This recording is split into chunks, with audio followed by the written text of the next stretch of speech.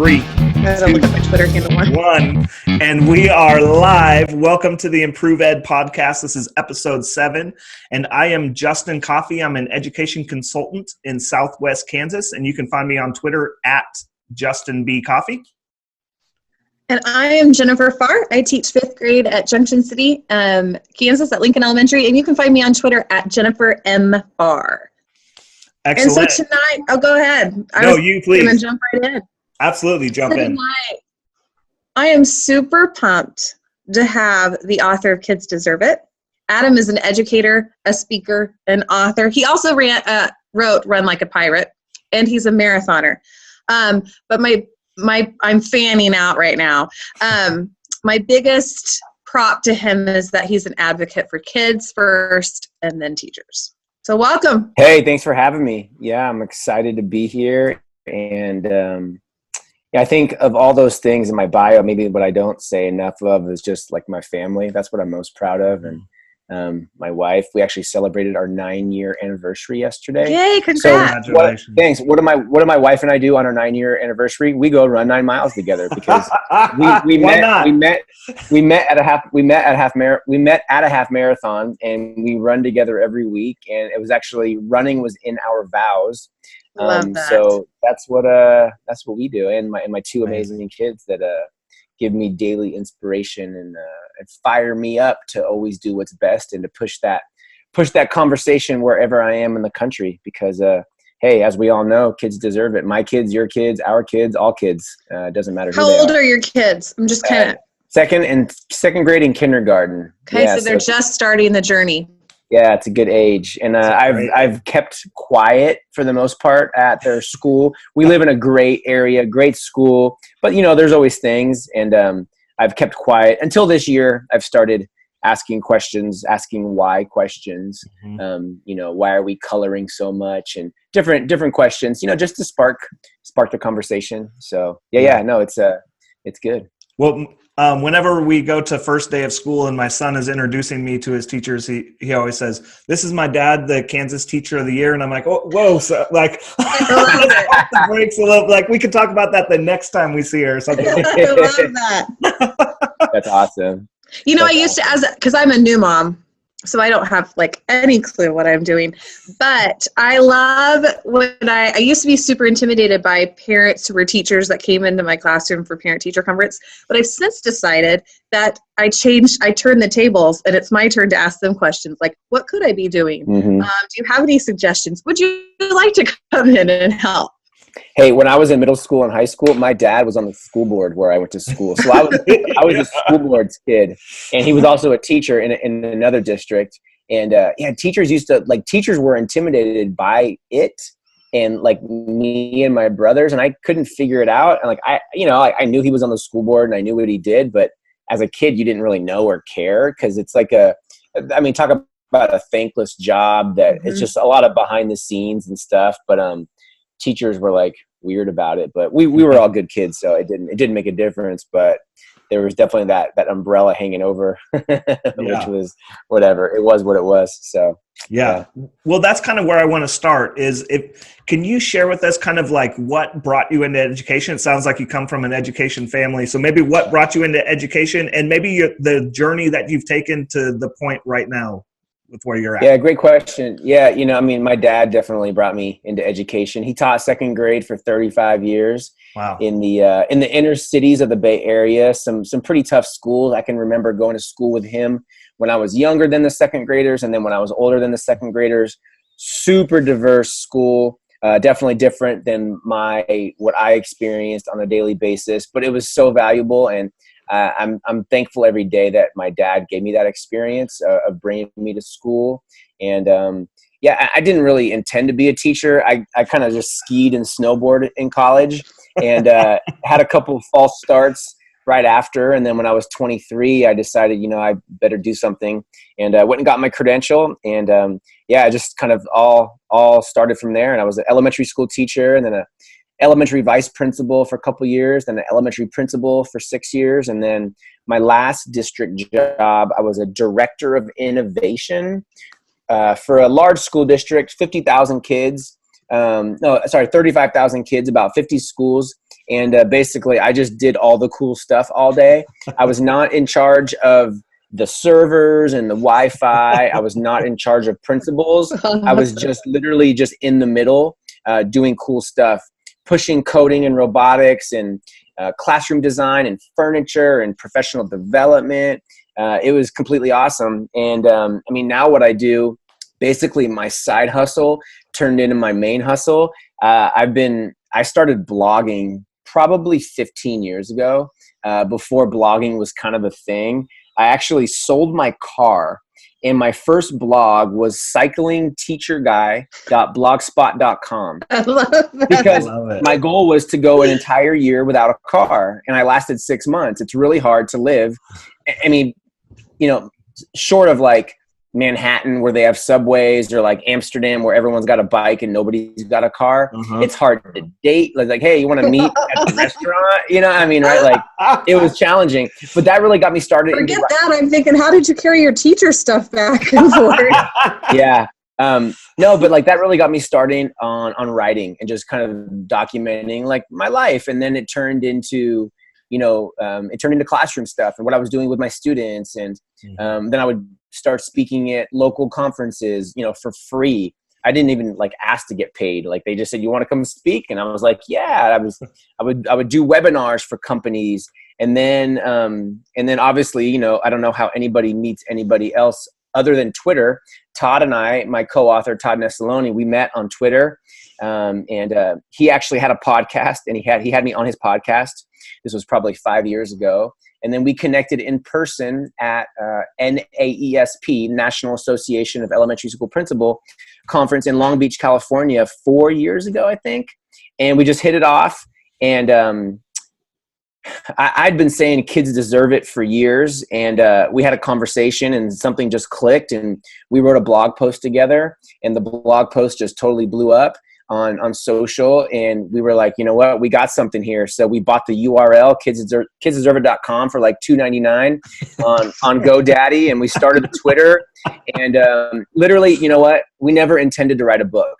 And I think this is a really important thing, because people ask me, I literally have a phone call every week with somebody that wants to write a book, and I tell them, don't want to write a book.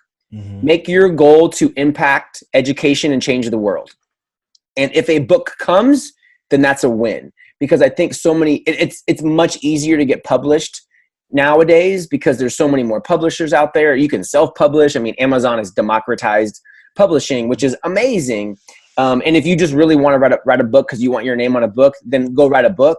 But and obviously, like I say that I've written 2, and I have a 3rd one coming out in about a month, which we can talk about later. We just wanted to change the world, and we blogged 3 days a week about Kids Deserve It stuff, and we put out content every day on Twitter, and we started the Twitter chat, and we had a podcast. And then Dave Burgess, it was like that middle school moment when you ask somebody out and they kind of ask you, but like you didn't ask them, their friend asked you for them. Right? Y'all know what I'm talking about. And Dave sent us a Twitter DM. He was like, hey, we should talk. And we were like, okay, let's talk. And we were kind of getting ready to like ask him too. And he's like, hey, you guys think about writing a book? And we're like, yeah, and then it all just, I think we were like the 7th book that Burgess published. I think we came out right after George Couros' Innovator's Mindset, I think. So we were pretty early. I think he's got like 65 books out now. And and then it just happened from there. Somebody called me, was like, hey, I want you to keynote my conference for like $500. And I was like, you're going to pay me? And then that was like 3 years ago. No, that was like 3 years ago. And now I left my district job, and now I just speak and travel, and I do consulting, like long-term consulting with districts, and I just write. And I'm just coming off of like a year hiatus of just kind of doing a lot of things, and I'm really cranking back up with collaboration. I have like 5 collaborative projects in the works with other people around the country, because I think it's really I've kind of taken a page from rappers. Like let's take Cardi B. Cardi B, if I'm sure you know Cardi B. Cardi B, like she works with like 10 different rappers or 10 different artists, and she's on their record or on their song because, they're collaborating. And I think as educators, we don't collaborate enough with people that are out of our genre. Like you'll hear Cardi B like on a country song. You're like, what? But it sounds good. And you're bringing those two worlds together. So, I mean, I can't say anything about, what collaborations are happening right now, but I think it's really important, a really important concept. And if you bring that down to the classroom level, like in middle school or high school, let's get a math teacher and a science teacher collaborating, or like a language arts teacher and a math teacher, or a 5th grade teacher and a kindergarten teacher, or like, hey, 5th grade teachers, go switch with the kindergarten teacher for half a day and you teach kindergarten. And then the kindergarten teacher teach 5th grade. You're going to learn something. You're going to really get a bigger scope of the entire educational process and what other people are going through. And, you take that to what I'm doing, people that, live in different areas, have different jobs, teach different kind of kids than I'm used to. It just makes us better educators. So I'm just a huge proponent of that collaborative piece. And I mean, and what y'all are doing with the podcast of just having, different people on, and you're not just all having 3rd grade teachers. You have a wide array of people, which is great because then that's how people learn. So that is really where it's brought me. And, my wife and I look at each other. We're like, hey, we never saw this coming. But, the point is a lot of it's timing, but you have to have the foundation there. There is no hack. There is no shortcut. Yeah. You got to put in the work. You got to be passionate. You got to build a foundation. You can't just build a really skinny, tall building. It's got to be wide and have a good foundation and a good base. So then you're able to, and obviously not everyone's going to be able to turn their side hustle into their main hustle. But I tell people, make that your outlet. Because I talk to teachers all the time and they're like, I'm kind of burned out. Like, I'm trying to do something new. I'm like, no, keep doing what you're doing. Just take your phone and start a podcast, or do more with Twitter, or write a blog, or start a YouTube channel and make that your outlet, from like 7 o'clock to 9 o'clock while your kids are asleep before you go to bed. And that's going to get your energy out. And maybe, you're going to connect with some cool people, and who knows what's going to happen. So long version there. That's where I am and how I got to where I am and how I started. I love it. I love what you're saying. I was thinking 2 things. Sorry. As you were saying that, like, we don't collaborate as teachers as much as we should. And then it just is about your passion for kids. Like, that was nothing. It's nothing more. You didn't start out to make money. You didn't become an administrator to make more money. You didn't become a writer to make more money. You did it because you did what's best for kids. Well, the thing is, teaching is not that collaborative if you think about it. People say, oh, it's so collaborative. No, it's not. It's you and your kids in your 4 walls of your classroom most of the day. I mean, staff meetings aren't collaborative. Usually it's an administrator yapping at you, going through a PowerPoint or like some kind of training, and you're not really collaborating with your colleagues. Maybe you have grade level planning and you collaborate. I mean, when do you actually really collaborate? Not just with the people in your building, but people outside of your building, outside of your state.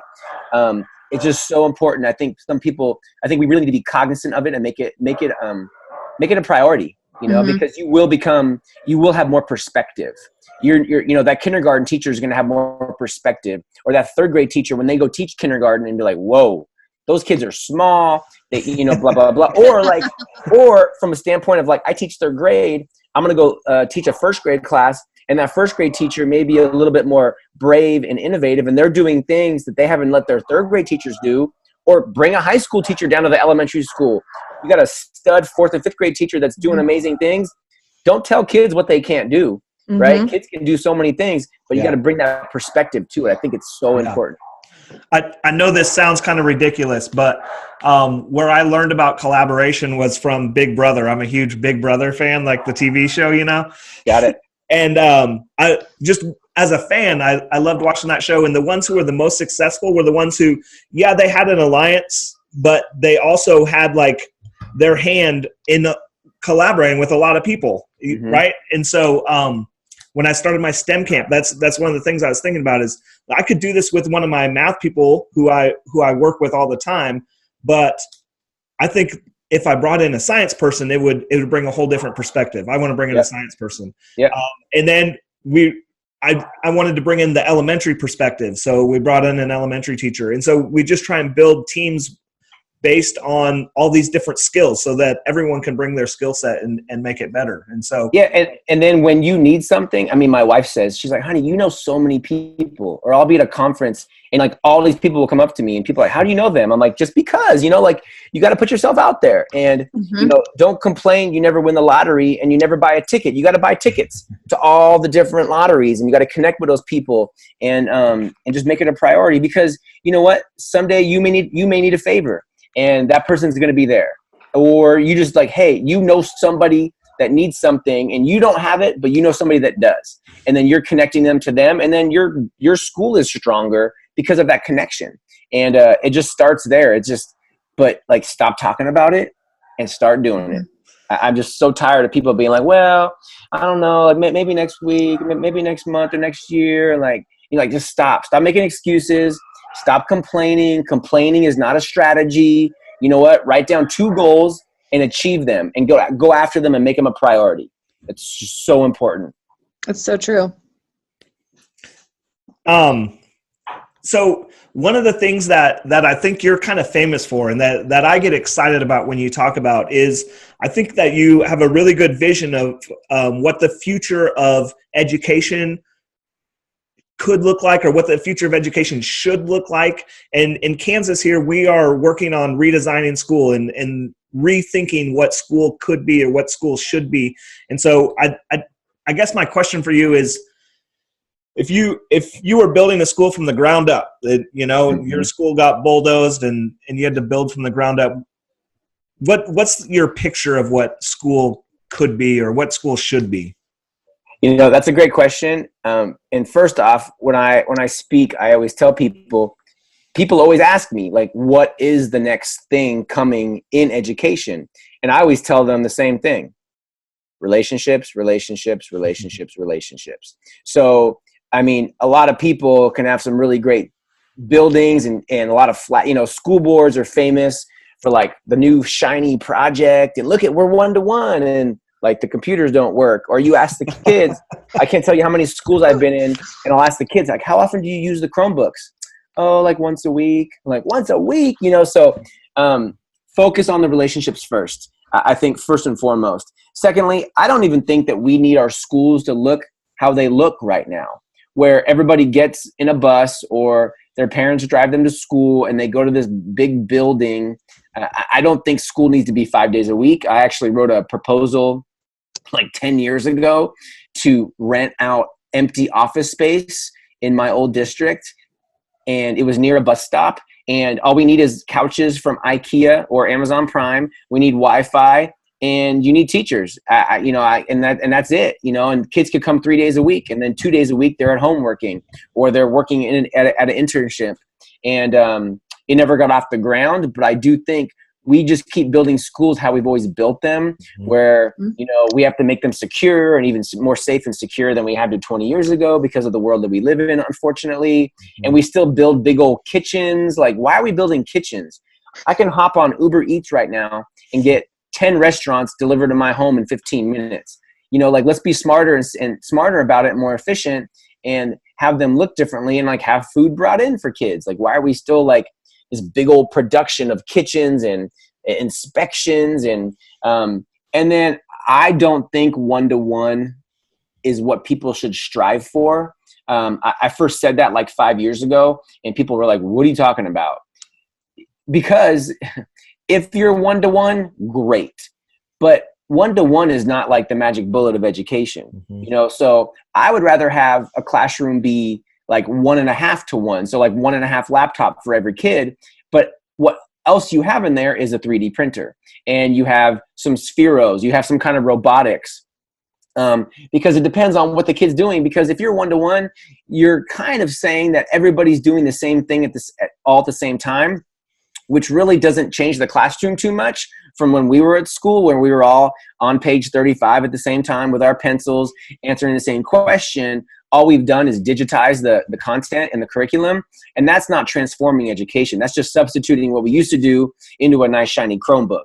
So ideally, in that classroom that I described, there's like 3 to 5 different things going on. You're meeting the learners where they are, and you're differentiating. And you know what? The teacher, they're facilitating the learning. They're not actually teaching. And I say this all the time, you know, teachers are more important than ever. They are just important in different ways. 30 years ago, we knew all the content. We knew everything, and the class could not move forward without us. But now, I mean, there's a 7-year-old that actually knows more than maybe one of the teachers in something, and they're the expert. But the adults in the room need to get over their egos and get over themselves and get over what they don't know, and maybe allow the kid to facilitate a small group on that. The teacher still knows relationships. The teacher still knows what questions to ask, no matter what the subject matter is. If it's coding, if it's robotics, if it's language arts, the teacher is still the expert in that.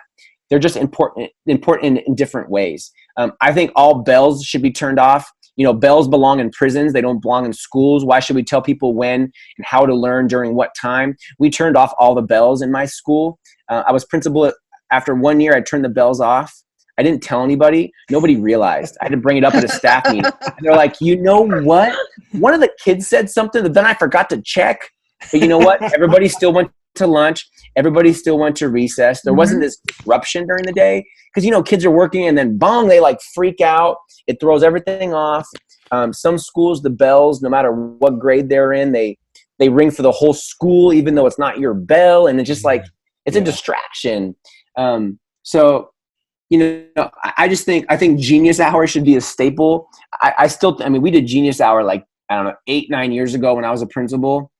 And Genius Hour just absolutely changed our school culture. It costs no money. You need no training. You need to go to Edutopia, type in Genius Hour, get a video, read a two-page article. Don't overthink it. Don't start a committee, and just do it with your kids. Because it gives kids the mindset of like, all right, they're listening to me. I'm going to follow my passion. Let me see what I can do. And then what it does for the teachers is it goes, oh, I'm not in control. I don't know what they're doing, but look they're all working. They're all totally engaged. You can't tell who has an IEP, who's in special ed, who doesn't speak English as their first language, who's got behavior problems, because they're all engaged, because they're all doing what they want to do within the parameters of that Genius Hour. It just overflowed into so many other parts of the day. Teachers would say, hey, can I do this for that? I'm like, yeah, don't even ask me next time, because of what they learned from their experience as a Genius Hour. I just started that like a couple years ago in my classroom, and it is hard to relinquish control. Yep.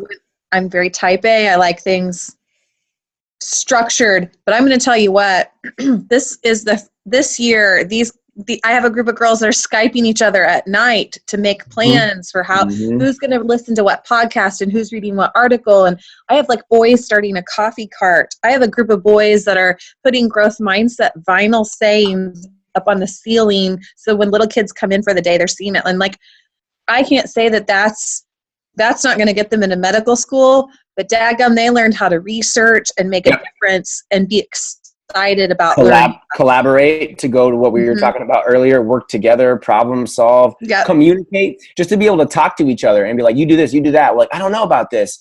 Rather than like, they're all on a Chromebook, they're all staring at something, nobody's communicating, or they're communicating very little. There's a time and a place for that, but Genius Hour just absolutely changes the game.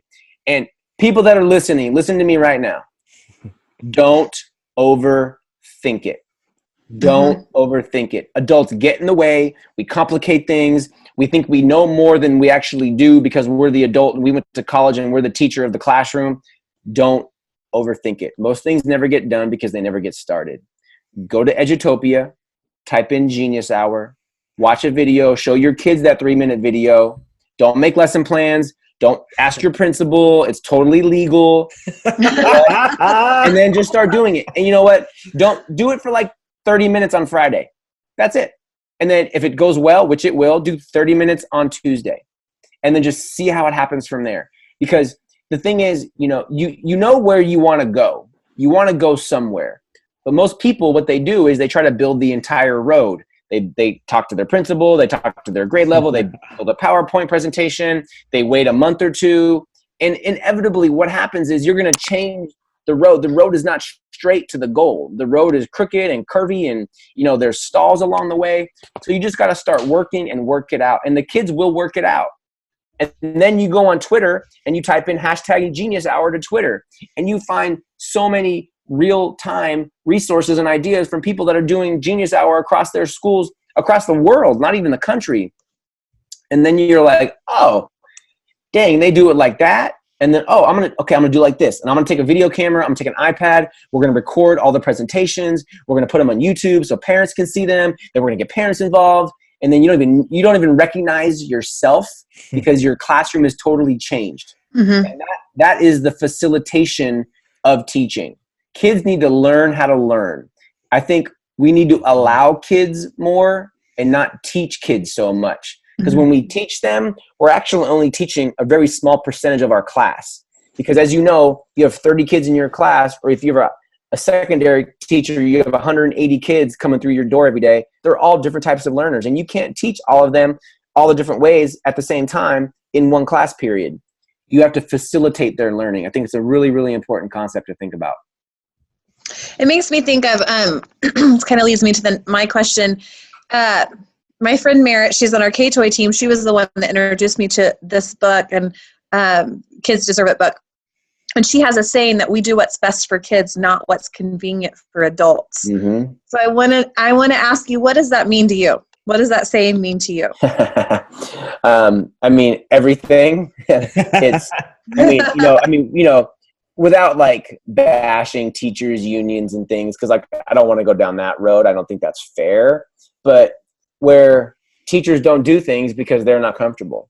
Well, it may not go well, or my principal actually, I may get, it's during my observation or my test scores or, test scores. Think about this. If you teach to the test and you teach one lesson, how it's supposed to be taught in the textbook, are the kids really going to remember that come March, April, May during testing season? Some will, a lot won't.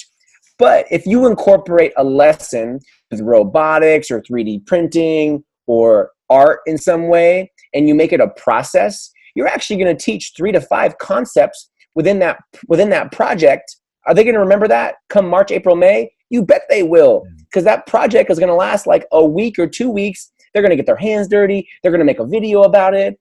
They're going to be collaborating with another class at school or maybe across the district or across the country.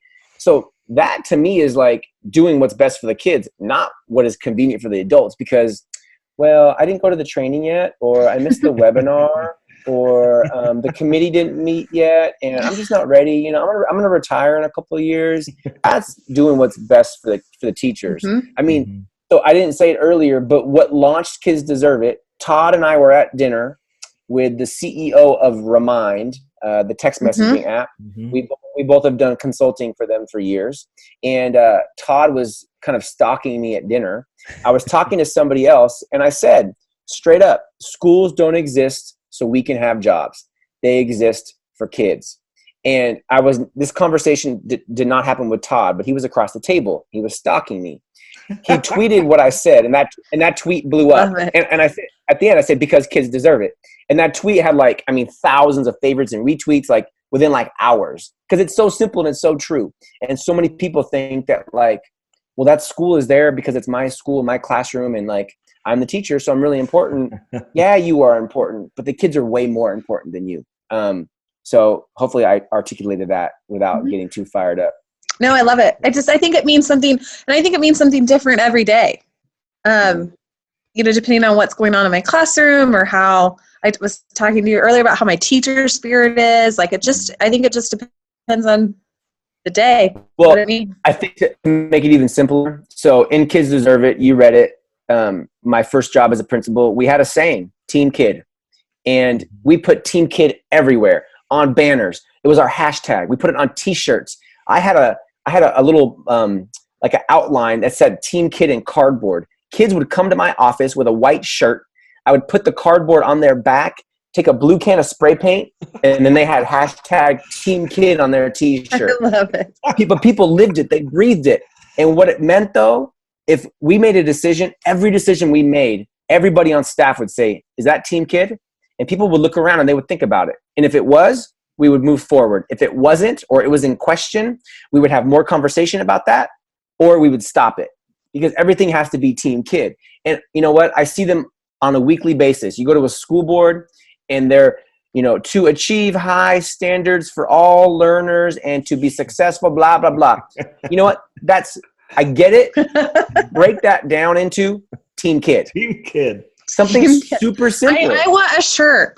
I should start selling them again. Yeah. Please. No, super simple. Keep it simple, keep it simple, stupid. I think somebody said that a long time ago. And it's true. It's completely true. We overthink things. We get in our own way. And that's the same thing, right? We start going, oh, well, is it in the contract? Well, I don't know because I'm doing this that day and blah, blah, blah. Like Team Kid. Is it Team Kid or is it not? Simple. That's it. Get in, get out. Team Kid. Yes. No. All right. Let's move on because adults talk too much. Let's just stop talking and start doing. Mm-hmm. Amen. And huge shout out to Todd Nessaloni at Tech Ninja Todd, because I've been like Todd, I've been stalking you for a while also. I haven't followed you out to dinner or anything like that. So I'm, but no, but I feel like the next conference I'm at that you're at, like I better be first in line. Yeah, and bring your white shirt. Mm-hmm. I'm gonna have my own shirt that says Team Kid, and I'm gonna be number one in line. I love it. That's awesome. But yeah, this podcast comes from when you guys were doing your Kids Deserve It podcast, and before that, Todd had his Edu All Stars podcast. That's right. Yeah, and all of that is from this podcast is from the inspiration that you guys have. Oh, awesome! I love that. Okay, so the next thing, one of the things that you talk about is just do it. Just do it, and it's going to be a struggle, and you're going to learn from it. And I feel like that ties into part of your personality or a big part of who you are. We talked in the introduction about how you're a runner, you're a marathoner. And so can you talk for just a little bit about how running has shaped you as an educator? Yeah, I actually have a marathon this Sunday, which is timely. I'm kind of like an accidental. I love how you're like, oh, by the way, I'm just running around. You should be like sleeping or eating spaghetti right now or something. I got a carb load. I've got it's time to go. You're overthinking it. I know. Okay. So I'm actually an accidental runner. So I used to be a really big cyclist. I used to ride my bike like 300, 400 miles a week. And then my buddy invited me to a half marathon because his daughter got hurt. He's like, you can just take her bib. I was like, all right. I was like, well, I don't know, man. I'm not ready. And he's like, just do it. Suck it up. I'm like, all right, suck it up. So I go to the race, and it was right before the race, and I see this girl, and I walk over to her, and I said, don't I know you? And she was not interested in talking to me. And we actually had met like very briefly, like a quick handshake. We have a mutual friend like 5 years before. And she's like, yeah, she was not, like I said, not interested. Like she looked mad. Like she's like, get out of here. So we run the race and she beat me. It was a half marathon, trail marathon. And I get home that night and I was like, I got to see what's up with that girl. So I hadn't talked to our mutual friend in years, but Facebook, send her a message. I was like, hey, what's up with your friend? If she's single, I want to take her out. So this is the first step of like, don't overthink it. Just do it. Make it happen. So a couple hours later, Allie called me and she said, I just got off the phone with Stacy. She wants to go out with you too. This was Sunday, December 5th, 2010. And that Thursday, I took her to San Francisco, went to a museum, had dinner. And then, you know what? We got married 100 days later. And you know what? Gosh. We just celebrated our 9-year anniversary yesterday. We ran 9 miles for our 9 years. And she had run marathons in the past, Boston, New York. And she's the one that really kind of got me into marathoning. And I've since done, this Sunday will be number 24 marathon. And the thing about a marathon is people overthink it. They think 26.2 miles, I'm going to die. People die. There's no way. But you know what? Just like Genius Hour or trying something new, you got to break it down. You can run 26.2 miles or you can run 5Ks. It's all how you look at it. It's all perspective. Because you know what? If you look at a school year is a long time. It's a marathon. Mm-hmm. But if you can't sprint a marathon, because you know what? By November, you're going to be burned out. Or by March 21st, today that we're recording, you're going to be burned out. But if you run 5Ks and you break it down into small parts and you run the first 5K, you're like, oh, I got this, no big deal. I got one more to go. You run the next one. You got 2 down. You got to break things down into segments. If you look at the whole thing in its entirety, in its complexity, it's going to be a lot. And that's overwhelming for people. I mean, not just some people. I think it's overwhelming for people. And, I'm also a firm believer in just pushing yourself and just doing what's hard and also doing what you haven't. This is a great time to be alive. Like if you want food, you can go to the grocery store and get food. If you're cold, you can turn on the heat. But how many people are really pushing themselves, past perceived limits that they've put themselves on? Mm-hmm. I did write, you mentioned, I wrote a book about 2 years ago. I ran 1 marathon a month. I really wanted to push myself. Most people that run marathons, they might do 2, maybe 3 in 1 year. Well, you know what? I decided to do 12. And because I wanted to push myself. And you know what? If you want a different outcome, you have to change the process of what you're doing. Because if you don't change the process, you're going to have that same darn outcome every single time. And then you're like, I'm not getting any better. I'm not growing. I'm stressed out. I'm frustrated. Well, because you keep doing the same thing Groundhog Day every time. So during that marathon year in June, I realized that my December marathon, it was going to be my 19th marathon of my life. And I didn't want to end on an uneven number. So I decided to run my December marathon twice. I ran it backwards from the finish to the start at 1 a.m. And then I turned around and ran, the rest of the race back. So I did it backwards and forwards, and I had my 20 marathons. But you know what? I could have stopped there, but I didn't. 2 weeks after that double marathon, I did the hardest race of my life. I did a 24-hour race, which you run for 24 hours straight. It was at Crissy Field in San Francisco, just below the Golden Gate Bridge. It's a really beautiful spot. And it was a mile loop for an entire day. And my goal was 100 miles. And it was hard. It was really hard. But it also wasn't, though. People ask me, like, what was the hardest part of the whole year? And I wrote about it in my book. Spoiler alert, it wasn't that hard.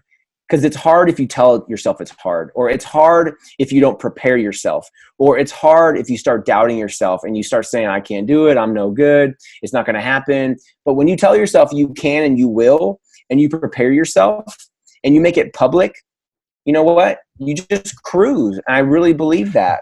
At 8 a.m., I crossed the line and I'd run 100 miles. I'd reach my goal. And my wife was there and she said, honey, good job. I'm proud of you. But what are you going to do? She said, Adam, this isn't a 100-mile race. This is a 24-hour race. And she had a good point. It was 9 to 9, and it was only 8 a.m. So I kept going for another hour, and I ran 103 miles. And I tell that story full knowing that not everybody is a runner or wants to run or even wants to, like, say the word run. But the analogy is whatever you do in your life, whatever you do, whatever your passion is, you can do it more. I know you have more capacity, because I could have told myself when I signed up for all those races in December of 2016, I was like, I didn't know if I was going to be able to finish will my body even hold up for 13 marathons? But you know what? You gotta try. And so many people just don't leave the house. They just say, no, I can't, I won't, I'm too old. They make excuses. They point fingers, like this is not your practice life. This is it. So the whole just do it. I'm going to make it happen. And you know what? You may fail. And I've dropped out of a race before and it didn't feel good, but you know what? I'm doing that race again in May and I'm going to finish it. I'm not going to not finish. It's okay to fail, but it's not okay not to try. That is the biggest piece in your personal life or in your professional life. I wrote down one of my favorite quotes from the book. It was, educators work far more than an 8-hour workday, exhaust themselves, get overwhelmed, burn out. Educators are committed and work tirelessly because they know how much kids deserve it. And they know they only have a small window of time to make that lasting impact. That is what it correlates perfectly. I love that quote. That's right. Leave it all out there. Leave it all out there. Yep. And I love that for lots of reasons. One, what a great example to set for your students. Like I'm pushing myself. I'm getting out of my comfort zone. I'm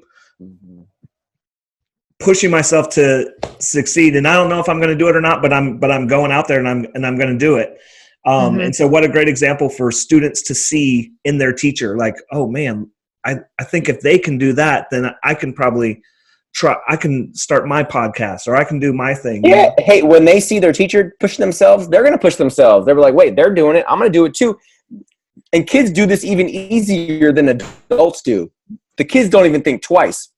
The adults are the ones that question themselves. I'm too old. I don't know. I could never. Like, what do you mean you could never? How do you even know? Like, you just put a huge wall in front of you. How do you even know? And you did that to yourself.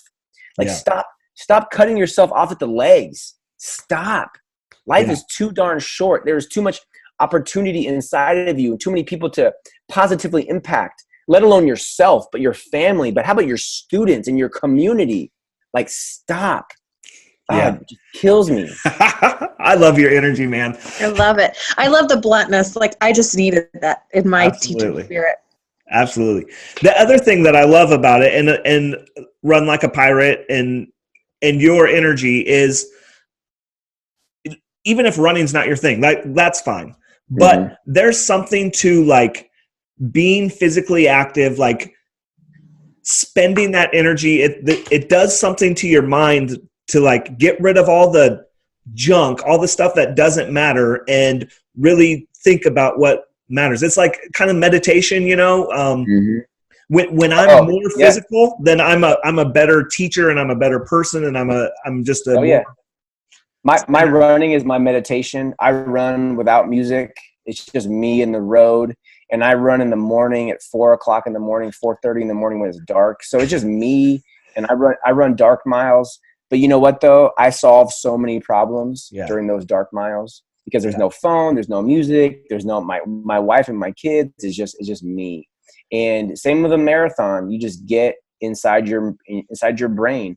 And there's actually in 2020, I want to do a 48-hour race. So you actually run for 2 days straight. Because you know what? You just got to draw a line in the sand and keep crossing it.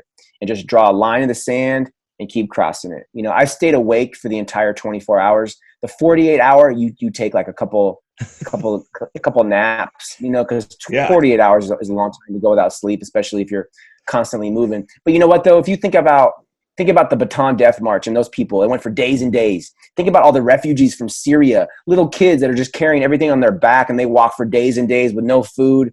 Like, come on, people. Like, we are so dang comfortable in our life in 2019 in this country. And you know what? We are blessed, and I'm thankful to have what I have.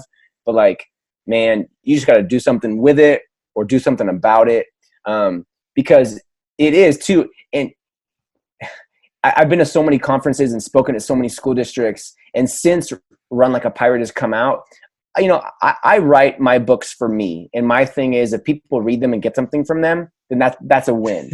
So Run Like a Pirate, I can't tell you how many people have come up to me and said, you know, I followed your journey while you were doing all of your running. And I decided to get healthier, and I've lost 60 pounds.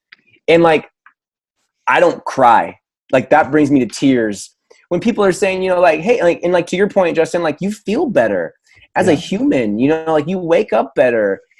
And I think you have more purpose. And they didn't run, but like, they're going to classes, they're going to Orange Theory, or they're just walking, or they're just, you know, they're eating better, or they're just taking care of themselves. And you know, I mean, the book is, it's the book about running, but it's not about running. It's about mindset. It's about pushing yourself, and also just taking care of yourself and doing what's best for you, because it's just too important to not focus on that.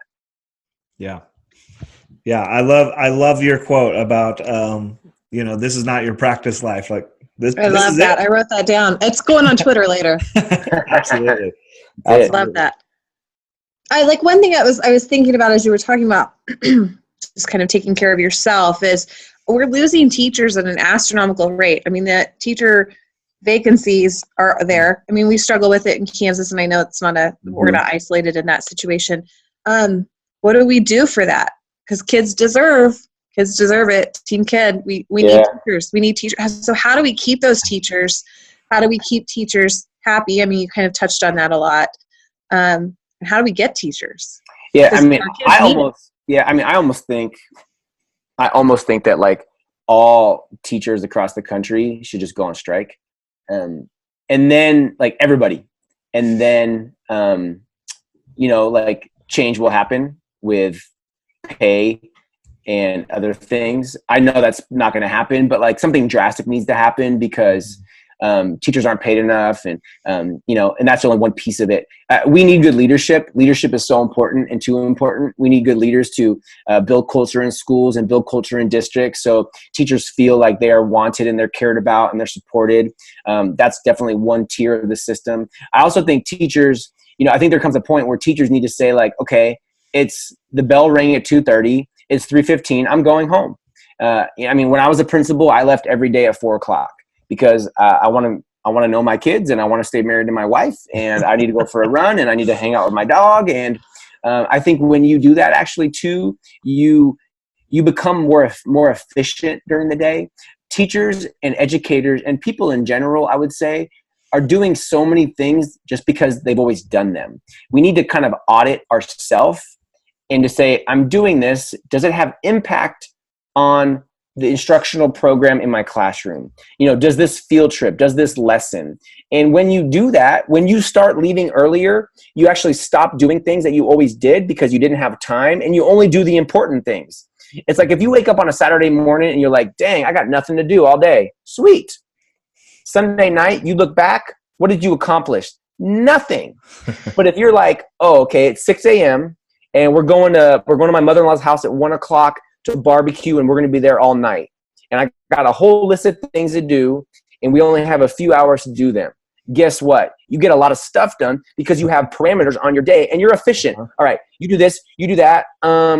That can wait till next week is not totally important. And when you bring that concept to your classroom, when you put parameters on your day and you're just not at school, I live at school, I'm here forever, I'm here till 7:00 at night, I'm going to go in this weekend. No, you become more efficient. You really, really do. So I think it's a really important thing for people to do, and also to have accountability partners. Justin, Jennifer, call each other at 3:30. What are you doing? Okay, leave. No, walk out the door. Take a picture of yourself in your car and text them. No, and I love that because I have teacher guilt when I leave. Like today, I walked out at 3:40, and I was like, what if they see me walking out? And I'm only taking my computer home. Like that's it. No guilt. I felt guilt. I was bucking the system. No guilt. You know what? Because you have a family, and you want to know your kids, and you want to stay fresh. When the people that you work with at school and your school team is so important, but your personal team, your family team is more important. Because without that family team, you're not going to be good for your school team. Mm-hmm. But so many people take care of their school team before their family team, and that's the wrong way to do it. There's only so much you can do as an educator. We can't take all these kids home. We can't go to their houses every day. And I say that tongue in cheek, obviously, as like the kids deserve it guy. But at some point, you come first. You really do. I'm actually working on a manuscript for a book. You deserve it because it's so important. It's so important. And not just with this, there's many different, kind of parameters for that book, but it is, like educators, I think by nature are givers. And I'm not saying that we should be takers, but there's got to be a happy medium. So we are happy and we are healthy and we are learning and growing and taking care of ourselves and pushing ourselves, to just live our best life and to achieve our full potential as a human being, not just a teacher, but as a human being. Talk to us about your new book.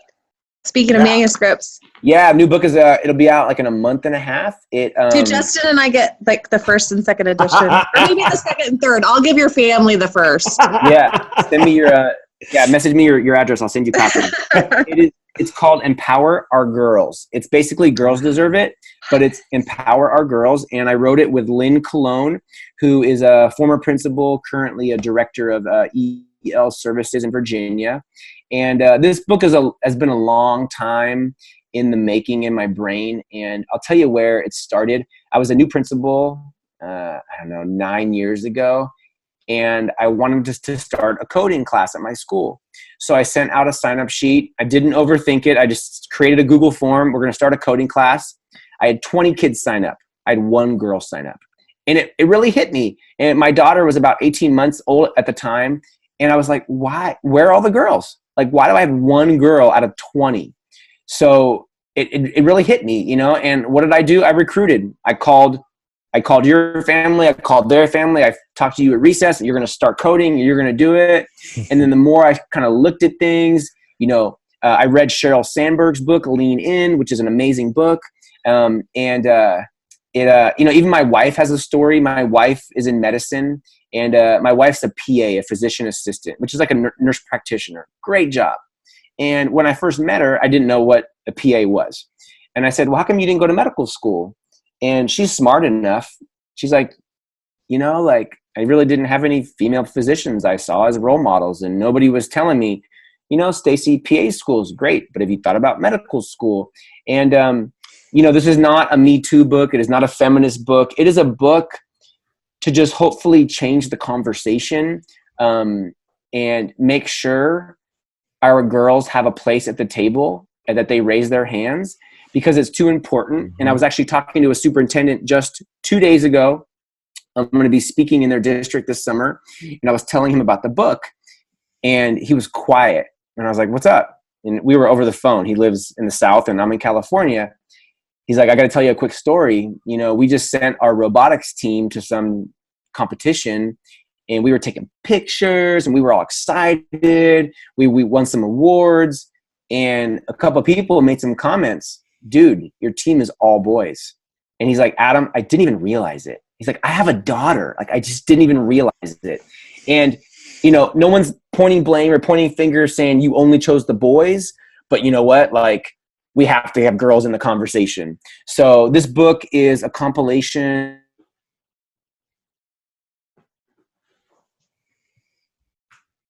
Actually got a bunch of people, friends of ours, to contribute to the book. Superintendents, teachers, principals. We have President Obama's former chief of staff. She wrote for the book. So yeah, we're just excited about it. We're really, we need to change the conversation. We need to make sure everyone is included, you know, especially our girls. So Have you read the book Strong is the New Pretty? Oh, yeah, we have it on our coffee table. My daughter looks at it every day. So I do a book study with my girls with Strong is the New Pretty. Yep. And we read a chapter every week, and then we have people from our community come in and talk about, so like we have a female, a midwife and a cop, and I love that. So I feel like that's like you have the adult party version of that book. Like, I can't wait to have a book study with adults. I just bought a new children's book today called Dear Girl. It's by Amy Krauss Rosenthal. She's written a ton of books. She actually just passed away from cancer, but this was the last book that she wrote. And it's a picture book telling girls. And we're actually thinking about maybe an accompanying picture book. We're not sure. We want this book to get out first and kind of breathe and kind of see what it does. So yeah, that one's done. And then I'm kind of working on other projects. But yeah, we're excited about that one. That'll be out in about a month and a half. So message me your address and I'll definitely send you a girls version for a book study, you know, like yeah, no, for I sure. Love it. Yeah. Look at me, I'm signing you up for the next I love it. That's so awesome. I'm also applying to be your personal assistant and your promotional person at the same time, apparently. I get it. Well, before we wrap things up, I think a question that usually Jennifer asks, but I'm going to steal her thunder here. Justin's stealing my last question. But okay, if a teacher is listening to this tonight and they're trying to think of, man, Adam's got me pumped up. I can't wait for tomorrow. If you have one piece of advice, one thing for them to do tomorrow to start making some changes and start putting kids first, team kid, all of that, like what one thing would you recommend for teachers to do tomorrow to start making some of these changes? Yeah. So the first thing is you need to be on Twitter. I think that is like the most important thing you need to do. Like yesterday, hands down, enough said. It's the best professional development. However much you want, whenever you want it. And if you're not on Twitter, I just don't know where you're learning from. I really don't. So that is it. And then what I would say is pick 5% of your week. That's it. Just 5%. And just change that 5%. How? Because, you know, if you bought, my wife and I bought our house 9 years ago. Okay, about a 1950 rancher. It was in pretty good shape, but it needed some updating. We didn't gut the entire house. We bought it. We moved in. We redid the front bathroom, and we only had one bathroom at the time. And then we redid the front yard. And then a couple years later, we did the backyard. And then just recently, we just did our master bathroom 9 years later. And the analogy is you got to do things over time. I hate the saying, go slow to go fast. Like, I don't even know what that means. If people say that all the time and I hate it, you know what? Go as fast and as slow as you need to go, depending on what you're doing. So, but just take 5% of your week, not even your day of your week. All right, I'm going to innovate this 5%. Or if you're looking to like change your classroom, take one corner of your classroom. I'm going to get rid of this table and these old chairs from the Cold War, and I'm going to put a couple bean bags over there. You know, and I'm going to put a couple bean bags or like a $100 couch from Walmart, and you see what happens. And then just see where people go. See where your brain goes with all of it. Think big, but act really small. I think that's really important. A lot of people think big and act big, and then they can't keep up because it's too much and they're overwhelmed. Shock and awe does not work. Think big, act small. That's I like it. That. Love it. And if you can just tell our viewers that if people are looking for your books or looking for you on Twitter, where can we find Adam Welcome? I am Mr. MR Adam Welcome at everything. Twitter, Instagram, MrAdamWelcome.com. I have a lot of new blog posts lately, so just go to my website, check out my blog. A lot of new blog posts. I'm starting some more YouTube and video stuff, which is fun. I speak, and this is what I do. So if your district or conference needs a speaker, go to my website, hit the contact, and let's make something happen. And I just wanted to give a shout out to all the teachers out there that are listening. I know how fun this job is and how fun it can be. I also know how hard it is and how hard it can be. So I just want to say thank you for showing up every day. There are no bad days. There are only good days and great days. Our kids deserve good days and great days. They don't deserve bad days. So if you're having a bad day, leave it in your car. Be the best you can, bell to bell for your kids. Over time, take care of yourself. And thanks for all you do. I love it. Thank you. Thank you so much, Adam. Appreciate it. You bet. Thanks for having me.